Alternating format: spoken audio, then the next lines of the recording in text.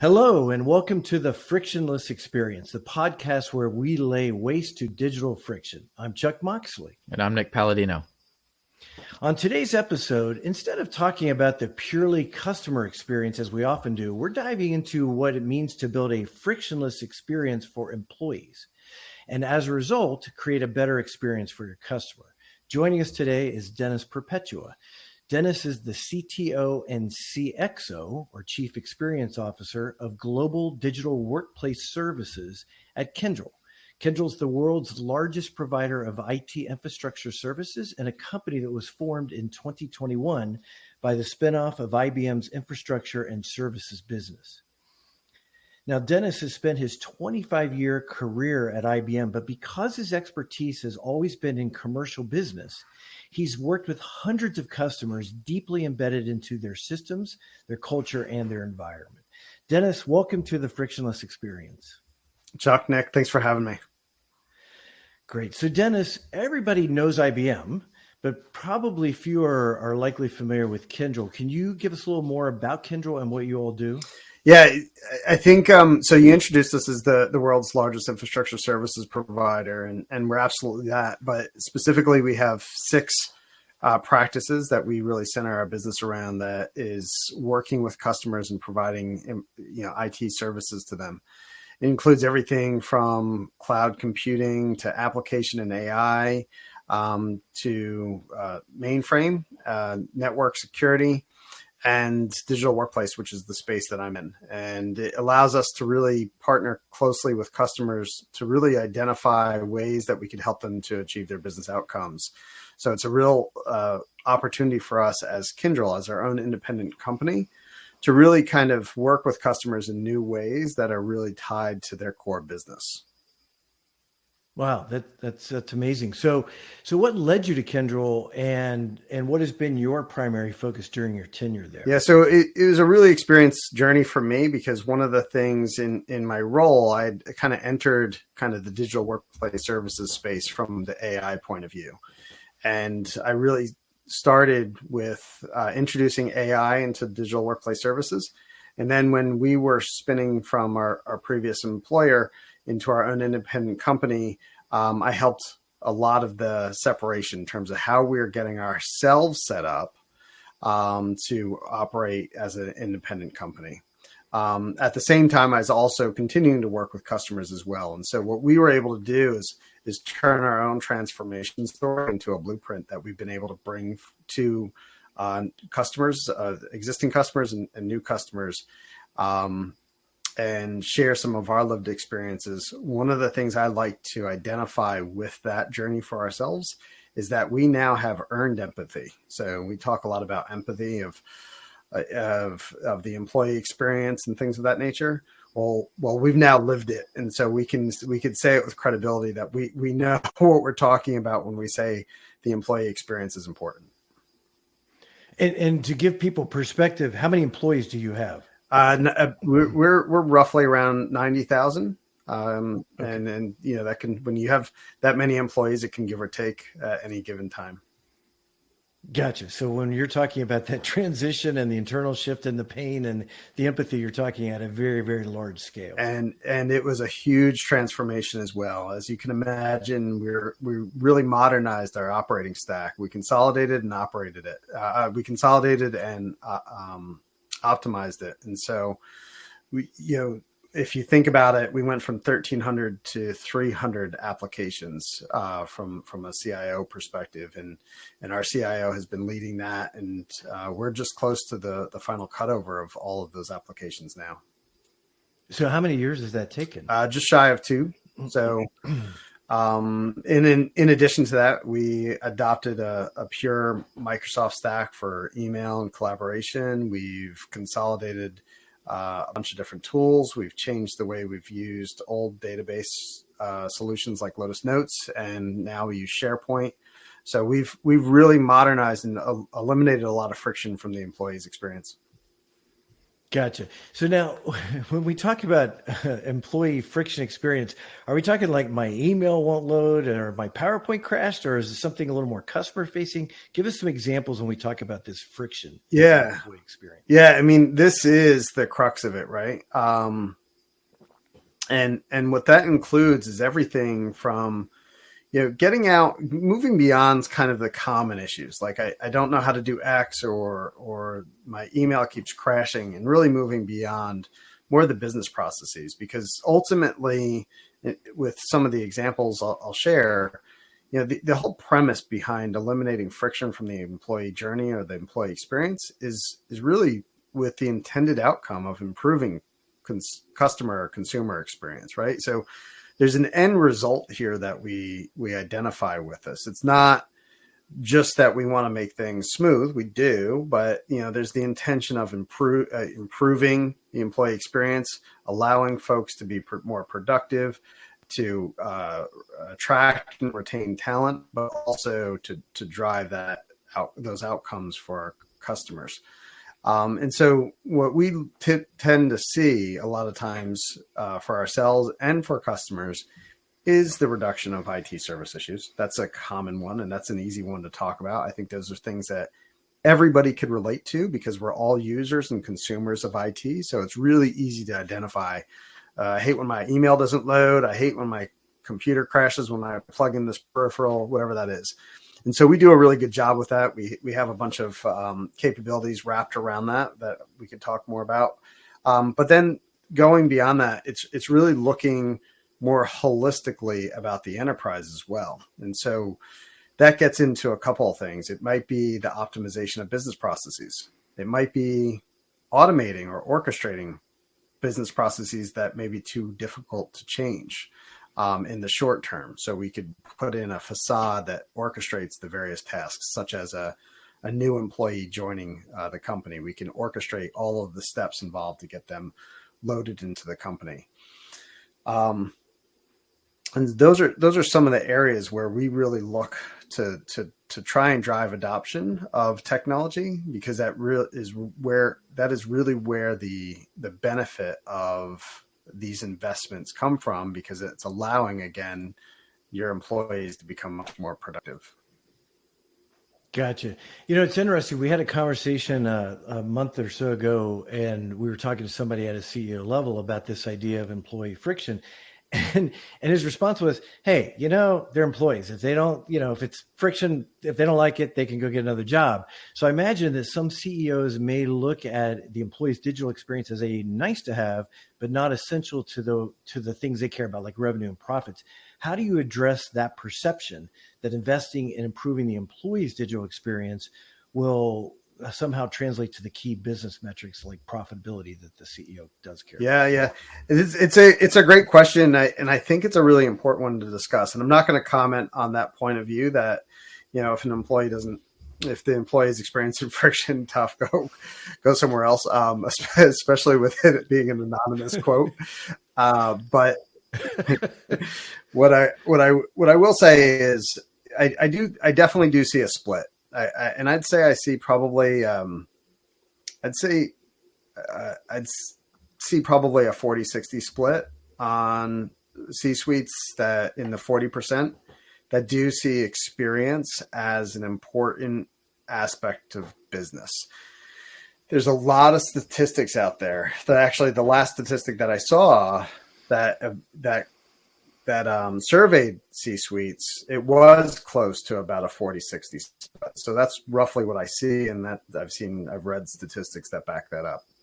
The thing, though, that I'd say has also started to become much more popular is within the last 2 years, year and a half, 2 years, is there's more statistics that show why this is important. And if you take a step back and you look if you look outside of just our individual companies and you look at the world as a whole, there's a lot of different global concerns, whether it be the economics, whether it be conflicts going on around the world, if it be sustainability, whatever side of the fence you take on these issues, there is uncertainty. There is a level of uncertainty.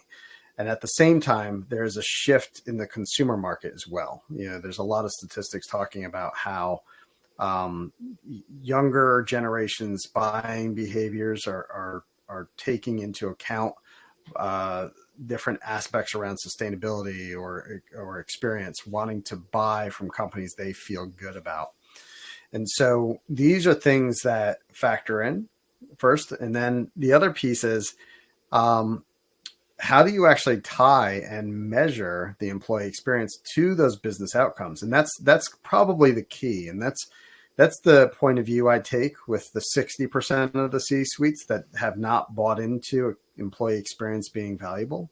That's the area where I say, well, let's see if we can trace that. Let's see if we can eliminate some of that friction from the employee's experience so they can be more productive, so that they can um, improve your customer's experience. And part of that, and one of the things that's a bit short-sighted on a statement saying, well, if they hit friction tough, is I said I wasn't going to comment on it. The cost of replacing talent is much higher. Acquisition Right. of talent is significantly higher than just removing some of the friction that they may be having. And on the backside of that, obviously, you're getting a happier, more productive employee that's better able to serve your customers.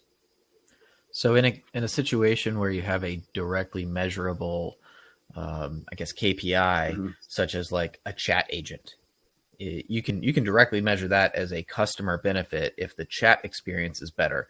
It is very easy to track that all the way down. But how do we then elevate that and turn that into a business positive, a revenue positive mentality of employee experience when it's not so direct? Yeah, so I think one of the things that's really key to start with in terms of that question, that's a broad question, and that we could probably kind of hit in a bunch of different areas with. But you mentioned the word KPIs, and I think I'd be remiss not to start with kind of explaining this idea of experience level agreements or XLAs. And that's an area that is, I would say, is emerging. It's been around for many years now, and we see more and more customers starting to ask about it, being inquisitive. What's this XLA thing? It's very popular with analysts. You can't have a conversation with an analyst that is not including what's your strategy around XLAs. And one of the things that I've noticed, and I feel like I'm potentially giving away a secret on this one, but when we started to roll out XLAs, we started to look into the industry and started to see, well, how are these being created? There's confusion around, is it an XLA or is it an SLA? How are we going to penalize or reward for achieving those things? All those things were happening a few years ago. Now what we tend to see is a real focus on just applying an XLA to the services being provided, the individual discrete service. And that's fundamentally where I think there's a big mistake being made around XLAs. And so the approach that we took in Kyndryl is really a much broader holistic view of the XLA, regardless of what or who is delivering the service. It needs to be measured from the perspective of the end user, or for the perspective of the employee or the customer. And that is why I wanted to start with that to your question, which is, how do you actually get into identifying, the indirect benefit to your bottom line? When you define an XLA, you look at the business processes that are important to you, that are aligned to your corporation's strategic imperatives. So when you come out and you set your strategy for the year, you say, all right, what are my KPIs for that strategy? Whatever it is, it doesn't matter what industry, you're going to have a strategy. There's going to be some KPIs, attached to it. At that point, you then start to identify what your XLAs are for those things. And then you can start to identify which telemetry and what sentiment you need to start pulling back. And then at that point, you can start to identify what is the way you can actually start to correlate that employee experience to those business outcomes. And I think fundamentally, when we talk about XLAs, that piece is kind of missed, That's the part that most folks don't understand or talk about enough. And I personally think if you're not talking about that enough, you're really talking about a CSAT or an NPS score. And the Right. way XLAs differ is by taking in that sentiment, taking in the telemetry, the quantifiable telemetry, and then aligning that to your business outcomes to make sure that everything is working in the way you're hoping to and helps guide your investments year over year. Can you give us an example of that where you've done that and helped a client, for example, maybe establish their XLA? What was the process you were measuring? How did you quantify it, et cetera? Yeah, it's a question we get a lot. And the most common answer to that question is the employee joiner process. So I mentioned in the beginning when we build orchestration across business processes, the employee joiner process is a popular space. We also start with that space around XLAs as well. And so every company's employee joiner process is a little bit different. It's a little bit more nuanced. And it could vary based off of how laptops are being provided, how IDs or badges are being created, how IDs are being added to, say, Active Directory or an identity and access management system. Whatever those steps are, they usually range anywhere from a dozen to 24 steps. And the better processes include coaching that gets the employee up and running quicker, that provides a mentor to them right away to learn how to navigate the company, all of those things. So these processes anywhere between a dozen, 24 steps. And what we tend to do is we sit down, we understand what that business process flow is. We map it out. It's not, there's no secrets here. It's basically, all right, here's step one, here's step two, here's step three. You map it out. You put some silly road design behind it so it looks like you're on a journey. And you start to identify which ones are the most difficult or painful for an employee or a hiring manager.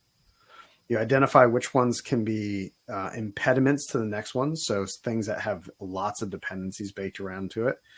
And anything that may be, deemed as vital for the employee to get up to speed quickly. And so what you then do is you start to look at, well, what's the telemetry we can pull in that regard? And then how do we capture sentiment associated with it? And so two examples of that might be when an employee's joining, how easy it for the manager to submit that request. The manager's got a heavy lift there to usher the employee or many employees through that process all at once. Another one is, and this is a first impression. This is a company's first impression to an employee. And so just think about the hybrid workplace where we're shipping them laptops. They get a laptop. They're really excited. How was that? Did it take 2 days? Was it 2 weeks to get that laptop? When they got it, were they able to turn it on and feel like they were part of the corporate culture immediately? I've heard stories where folks get laptops and they haven't been able to touch them because they haven't had their IDs. So, making sure those things are making the employee feel as though they're a valued new member of the company. So taking that telemetry, pulling it back, and then including surveys associated with the telemetry. What's really important is that quantifiable data that we pull back from that business process is married up with qualifiable data or qualitative data that highlights whether or not the sentiment around those steps were important. And just a real quick example of how this can ultimately work. We were working with one customer that ran into a similar process, a joiner process. They had retained the procurement and supply chain of the laptops to the employee. Well, coming out of the last couple of years, there were supply chain shortages. So they ran into problems, and we saw in that situation the XLA was dipping. We dug into it. We saw the XPIs, or the experience performance indicators, that were tied to supply chain being the ones impacting the overall XLA. And we didn't own that process. The customer had retained it, but we said, hey, you know what? We have some laptops we can use to help you alleviate the burdens of the supply chain. And so What we find valuable about the XLAs is it just helps us work with the customer in a way that helps them achieve their business outcomes more effectively. So, and this might not be a shareable concept, so feel free to tell me to, table it. But can you share what that XLA was? Like, what was the actual metric that said it's down? Yeah. So it was tied. Well, that's quite simple. I mean, it was tied to shipping delays. So that telemetry in that situation, there was at the time, and I'd like to explain why this was the case, but at the time there was 4 XPIs on the employee joiner XLA, and it was about a 15-step process. So we had 4 XPIs. We were pulling 4 bits of telemetry from the overall process. One of those XPIs was, what is the duration it's taking between the order being placed for the device and the employee receiving it? And so that's a very easy one, right? You can, it's very tangible. You Sure. see it right away. Now, the reason why I said I wanted to explain why there's 4 on a 15-step process is because when you get started, you don't need to have every step instrumented. It's important to get started with the XLA. And so you can iterate on that. And so, it may be a 15-step process. You may start with 4, you may grow to 8, you may grow to 9. You don't need to instrument everything. They're meant to be indicative of the overall experience, not measure every gate along the way. And so it's something that you can constantly improve upon. And that's a really important concept with an XLA, is it's really meant for continuous improvement. So how big of an opportunity is addressing friction in the employee's digital experience, in your opinion? What's the financial opportunity for a company? How does that all translate?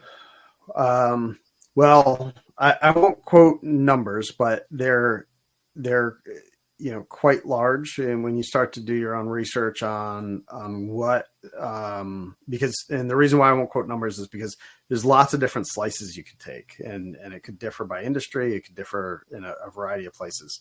But, if you look at, for example, experience management platforms or experience management services, the compounded annual growth rate of that is very high, in the 20% over the next 10 years.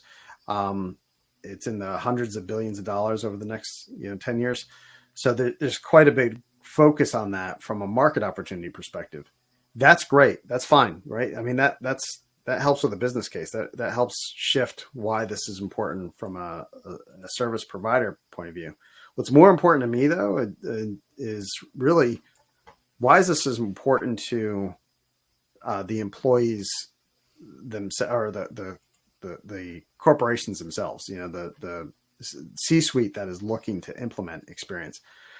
And that really kind of speaks to, the business case around the cost to replace an employee, lost productivity by just having friction. It speaks to competitiveness and how well that employee is able to serve a customer. And the phrase I use a lot, I've used this publicly, so if you've heard me say this before and you're rolling your eyes at it, I apologize. But the mantra that I kind of use is smiles beget smiles. And so if you're able to make your employees happy, if you're able to make them kind of zealots of your company, they will in turn make your customers zealots of that company as well. And so there's kind of this transcendent quality to this. It also helps build a brand as well, and beyond just saying the customers are then benefiting, but the brand benefits, because if I'm constantly going around and saying, hey, I've appreciated everything that ever happened for me at Home Depot, that is a positive message, and that's the truth, frankly. But that is a positive message that continues to just grow, right? And it's part of that company culture and part of everything that matters. And so as you're kind of coming through, that also matters from a customer level as well. Just that word of mouth and that positive experience. if you as a customer continue to hear from employees of any specific brand that it is a great experience on the inside, you want to support that company. It's a good feeling in the heart, and that's what ultimately matters. Yeah, I think that's a great point, and one of the things that it makes me think of, or recently, is you actually kind of two things. One is you tend to remember, if you grew up playing sports at all, you tend to remember every loss and forget every win. And Yeah. and that's a similar concept with customer service. You forget how you kind of just lump all of the great experiences into one and say, I've always had great experiences here. But as soon as you have that one negative one, that permeates your thoughts around that company. And that's a really important element to keep in mind around building your brand, as you put it. And I think, that to me is the overarching kind of piece to this, which is, it's really easy to, kind of mess up your brand if this isn't a focus for you. Right. Well, and if you want to marry the concepts, Nick, going back to your example at Home Depot, your positive experience as an employee there might have led you to refer other people, other quality people who might have gotten a job there, right? So it's not just the brand on the consumer side, but the ability for companies to attract talent and to recruit, right? Yeah. Oh yeah, absolutely. But I mean, even beyond that, just the positive experience I have just is a good vibe. Like if someone's choosing to pick a brand and they know that the employees are treated well at A versus B, that could sway them. Yeah. Yeah. If I could just add, one thing that I think is important is nobody wants to feel as though they're a commodity, or it doesn't matter if they're an employee or a customer.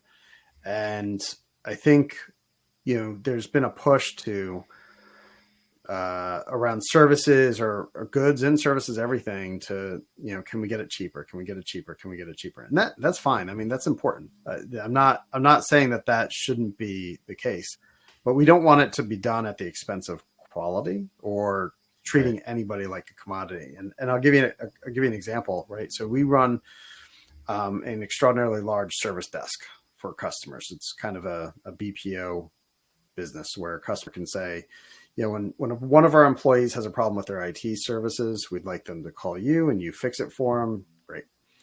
Highly competitive. It is a,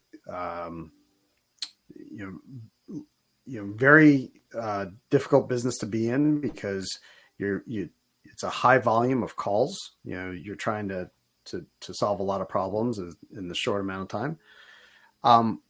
And if you're not careful, everybody kind of starts to feel like a commodity in that space. The agents do, the folks calling do. Nobody wants to feel like you're getting rushed off the phone so that they can take the next customer's call. And so one of the things that we've really done and we've really focused on is, one, how do we drive those efficiencies? So those are important. Automation helps with that. When somebody calls up, we know who they are. We actually have information on where they're hitting some friction. We're able to collect data from the environment so that we're making the agent more intelligent as soon as they're saying hi to the person. We treat them like a customer. We connect them to the last agent they spoke with. So regardless of what role in a company you have, you're able to actually speak with the last agent, maybe start to drive some rapport over a period of time, or maybe remember your dog's name. And then, the other piece is, regardless of how well we do that, it's quite simple. When you're getting off the phone with somebody, we make sure that we have our agents to just do one simple thing, just say, is there anything else we can do for you today? Yeah. And it's these simple, small things that can go into making a one big thing, no pun intended, with the book over your left shoulder. That's hilarious. The one way I really relate to your comments is, and I'm sure a lot of people share this sentiment, but that idea to get me connected to the same agent, that's so cool, because I so often either have to call back and then you have to tell the whole story again. Right. And, get this new person caught up, and it's like, holy cow, can't I just go get back to the same person to be able to just, have a simpler experience? And as a customer, if I knew that I had a means to get back to that same agent in a meaningful, quick, automated fashion, that's a huge win on both the employee side and the customer side. Yeah, and if there's obviously logistical challenges around that, Of course. but it's something that we've implemented that customers like a lot, our agents like a lot, because they're able to kind of follow up. There's a sense of satisfaction for the employee, for the agent, that's able to say, I took this full stop, right? They're able to drive a full stop. The other thing, though, that's also really exciting is you mentioned you have to repeat the whole thing over, right? One of the things that we've done, and we actually have a couple solutions around this, both internally, and then we work with some vendors that have built this, which is using generative AI to summarize a call. So that if you, for some reason, weren't able to speak with your last agent, the shift was over, you're calling in the middle of the night, whereas earlier you called at a different time. We use generative AI to actually get that agent up to speed quickly based off of the previous conversation they had with somebody. We try and treat, the ticketing database, if you will, as more of a customer relationship management database where we're storing more information about that person and really personalizing that experience. What other ways are AI kind of impacting this in terms of customer experience? I think, employee experience. Yeah. No, well, it's both, right? Right. And there's a lot of funny stories. I think there's a lot of risk with generative AI in terms of not the tinfoil hat type of risks, but more of the, stepping over a dollar to pick up a dime type risks of picking the right use cases. The things that I enjoy the most personally is around kind of personalization of the experience for the end user. And there is ways, there is a lot of focus on using generative AI to reduce some of the easier problems from an environment or streamlining things. But the more interesting things that we see is ways to improve employee productivity with generative AI. That to me is really exciting. Personalization of the experience is really exciting. Being able to take that information and pile it into one experience. I'm kind of reluctant to mention any particular technology that's using that, but it's hard not to talk about Microsoft Copilot and what that's doing.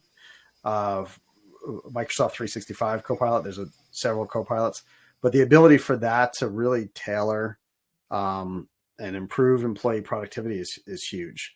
The ability for that to also personalize it is quite huge. And so that is, I think, the technology that is most exciting in terms of taking generative AI and improving employee experience at the moment. Gotcha. So what are some initiatives that you think companies should be prioritizing in 2024 to alleviate friction within their employee experience? I think there's probably three things that I would say. One of them is leveraging employee data to understand the health of the overall enterprise. And this is often overlooked.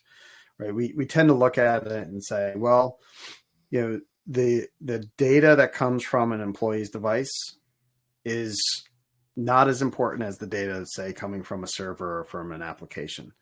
And I think that's a big miss. And I don't know why that is. I don't know if it's because servers used to cost $30, $40, $50, $60,000 and a device used to cost, $1,500 to $2,000. And so therefore, just in the cost of the device alone, the data must not be that important. But the cost of that employee on the other side of that device is massively important. And that should level the playing fields a little bit. the employee sees how well your cloud is functioning. The employee sees how well your network is. It sees if your security is good or bad or impeding them. And that's really probably the most underrated data that is sitting in organizations today.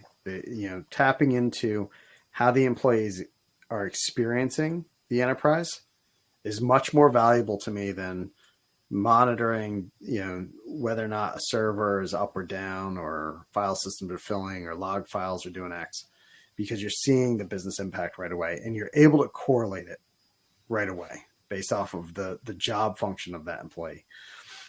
So that's one. They get faster as we go. The second one is probably XLAs, and making sure that you're starting to dip your toe in those. Doesn't have to be everything is instrumented and metered, but starting to pick a couple of places where you can start to identify what telemetry you want to pull back, how it's being correlated to business outcomes, and how you can actually derive some sentiment from the employee, so you can start looking at it holistically. 1, 2, 3 of those in 2024 is a good place to start. And then the third is how generative AI can come in and kind of help improve overall experience as well. So how are you actually coming in and leveraging the data in your organization to make your employees more productive? I think there's a little bit of a misconception around generative AI. We see these examples and it's amazing, right? You stick it onto these data sources and it can give you all these answers back. Well, a lot of data sources in the enterprise are not clean. They don't have data loss protection policies. They haven't been tagged appropriately. Your role-based access isn't set up correctly. So all of those things are prerequisites to being able to really capitalize on the value of generative AI. And those are things that need to be started now to be able to actually deploy generative AI into your organization and make your kind of superpower your employees, if you will. So you prevent, say, your employees using AI getting access to everybody's salaries. Yeah. More importantly, what the financial results are before they're posted to Wall Street, right? True. We get some stock tips going, some trading going. Gotcha. So this has all been very fascinating. What's one widely held belief in creating frictionless employee experiences that you fundamentally disagree with? One fundamental belief around creating employee experiences that I disagree with. I think I think I'm now that you just baited me into commenting on my prior comment. The C-suite prior comment. I would say that's the biggest one. I just and I'm gonna share why. I think there's an opportunity to really understand from a HR perspective what the value of this is. And if you look, there's a lot of statistics out there by various analyst groups, HR analyst groups, that will highlight when you improve the employee experience, you will increase the retention of that employee. You will, and to me, given the previous comment, I need to say you're going to retain that talent, right? And it's an unfortunate statement to say that, not to refer to as your employees as your talent, right? That's your talent. That's your brand at the end of the day. And so I think that's probably the biggest thing is not looking at your employees as valuable assets towards your brand and look at them as talent. Gotcha. All right. What's one final thought you want to leave our listeners with? I think, the most important thing is the association of this to your brand and the opportunity that exists by getting started with it. It doesn't have to be a full-fledged program. You don't have to appoint a a CXO. I work with a lot of customers that have created vice presidents of experience that are working across all of the various organizations to break down business line silos. But if you start getting, you don't have to do all of that. But if you just start to get started with this in 2024, you start to look much more holistically at your business. And so beyond all of the things we spoke about, it actually does drive operational efficiency for your organization. And I think that alone is enough reason to look at this and say, I should probably look at this from an experience perspective, because, form follows function. Well, this has been a great conversation, Dennis. Thank you. Where can listeners find you if they want to get in touch? Yeah, LinkedIn is a great place to start. So you have my name, dennis.perpetua@kyndryl.com is my email address. So feel free to reach out. Find me on LinkedIn, give me a message, and happy to talk with you some more. Awesome. Well, thank you for tuning into this episode of the Frictionless Experience. Remember to follow us on your favorite podcast player app so you can automatically receive notifications when we upload new episodes every other Monday. And leave a review on Apple Podcasts. Let us know what you think and what topics you want us to cover in future episodes. We'd be happy to cover anything that might be causing you friction. And of course, you can always find and connect with Nick and me on LinkedIn.